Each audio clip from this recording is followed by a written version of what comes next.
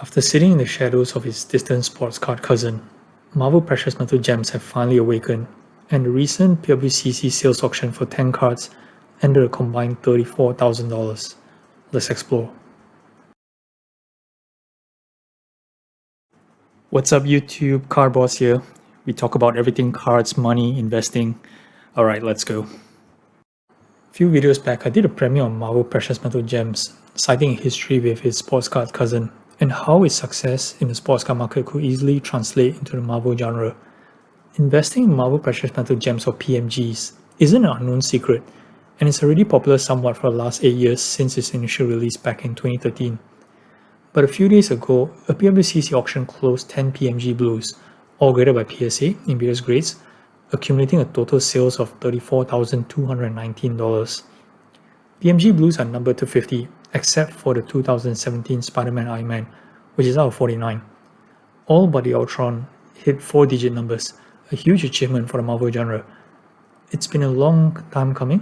I'm going to dive into several of these listings and do some analysis to see how much of this set has already popped. So we start with the Black Panther from the 2015 set. What's interesting about Black Panther is that it wasn't part of the original 2013 lineup, and the 2015 is Black Panther's first appearance on the PMG roster, which makes this card extra special. Though if you look at the two other raw recent sales, it comes nowhere near the price of the PSA that was sold. I do agree that the PMGs are extremely condition sensitive, and the expectation of a PSA 8 is fairly normal equivalent to a strong condition raw, though I saw no major issues with the raw copies that were sold and would have easily fetched a PSA 7 or PSA 8. So if you took account the Super Express fees of $300 when sending to PSA, it's quite a large uptick in the span of 10 days from the last raw copy sold. Next up, we got a 2015 Deadpool PSA 8, which closed for $2,650. The last raw copy was sold on the 4th of June, so about 2 months prior, for about $800.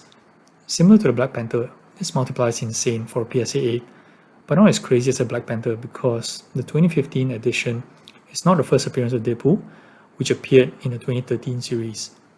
The irony is that the raw copy for a 2013 PMG Blue Deadpool actually sold for less than its 2015 counterpart. Next up, we got a pair of Iron Mans, a 2015 PSA 7 and a 2017 PSA 8. Firstly, I'm not a fan of either art compared to the awesome 2013 version. So with the 2015 PMG, a raw copy was sold for $900 just days before this auction ended, and we're looking at roughly a 2x plus premium on a PSA 7, which is mind-boggling. The 2017 version, which by far is the least desirable set amongst the 3 series, barring one exception, closed at $5,100 for a PSA 8, whereas its raw copies could have been had for $678 in early July or $485 in May. Now we come to the heavy hitter, the 2015 Spider-Man in Genuine PSA 10. This sold for $10,100. Firstly, I want to say this felt underpriced compared to all the other examples we just saw. Now I know this is not the first appearance in PMG for Spider-Man, as there was a 2013 version which we actually talked about in my last video. A blue 2013 PMG in BGS 9 sold on Goldin for $12,000 then. So before you guys start yelling at me and to say that that's because it's a first appearance, but I'm saying $10,100 for a Spider-Man, which I think is a top 5 Marvel character, versus $5,300 for a PSA 8 Black Panther or $5,100 for a 2017 Iron Man. It's a bargain. So what's the fair pricing in my opinion? Well, a PSA 9 2015 PMG Red sold for about $1,700 in early June. So taking everything that we have seen here, I really do think that the PSA 10 Spider-Man Blue should have fetched anywhere between $13,000 to $15,000. Okay, we got 2015 Storm next, and her PSA 10 sold for just $1,555. Her last raw copy was snapped up about a month ago for just $250, which I think could have been an error on the seller. Nevertheless, $1,500 on a PSA 10 PMG is a bargain for a known character like Storm.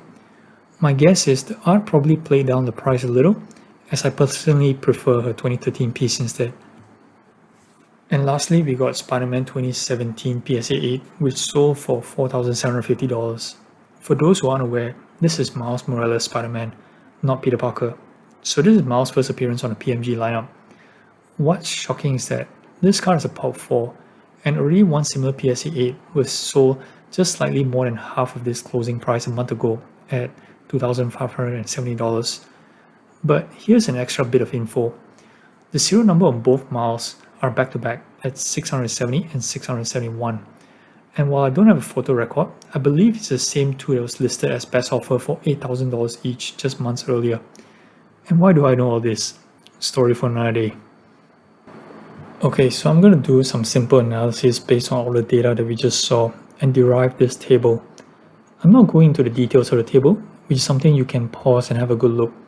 But basically, I'm assuming if you bought these cars raw and sent it to PSA via Super Express, ignoring the fact that it takes a week for the cars to get back to you, the PWCC prices are recording super strong multipliers on such a short difference period of time, all mostly less than 1 month, with exception of Deadpool. These kind of multipliers do happen, but they don't happen over such a short period of time. Based on normal progressions, all the PMGs we talked about today, with probably exception to the 2015 PSA 10 Spider-Man, should have closed by roughly 50 to 60% of its final price instead. In conclusion, the possible takeaway from all this is that graded Marvel PMGs are starting to get the recognition they deserve. Of course, I'm sure the haters will start saying, oh, it's PWCC, they're shilling and all of that. Sure. At the time of this recording, there isn't a single graded PMG on auction, and while the buy nows are priced to the moon, the real test will be the next batch of graded PMGs that goes on auction, which will test the validity of these PWCC results. Will we see collectors or investors grade their raw copies to cash in, or are they now storing away their PMGs, which the lack of inventory in the market will also push the prices even higher over time.